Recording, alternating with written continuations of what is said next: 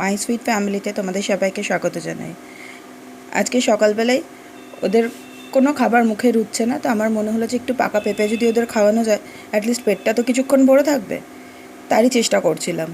সুইটি ভীষণ ভালোবাসে, কিন্তু একটাই প্রবলেম, ও নিজে থেকে খাবে না, ওকে খাওয়াতে হবে।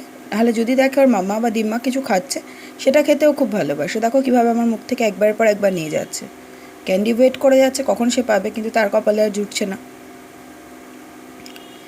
বন্ধুরা, যদি তোমাদের আমার ভিডিও পছন্দ হয়, আমাদের ভিডিও যদি ভালো লাগে, বাচ্চাদের যদি ভালো লাগে, প্লিজ চ্যানেলটা সাবস্ক্রাইব করে নিও। আর লাইক, শেয়ার, কমেন্ট করতে যেন ভুলো না। তোমরা কী ধরনের ভিডিও দেখতে চাও চাইলে সেটাও আমাকে কমেন্ট করে জানাতে পারো। প্লিজ প্লিজ প্লিজ সাথে থেকো, দেখতে থেকো। রকি, তুই কোথায় গেলি? এদিকে আয় আয় আয়। তুই খাবি না? দেখো কিরম শান্ত হয়ে চুপটি করে দাঁড়িয়ে রয়েছে, ওকে দিলে তবে খেলো। সবাই খেয়ে নিচ্ছে রে রকি।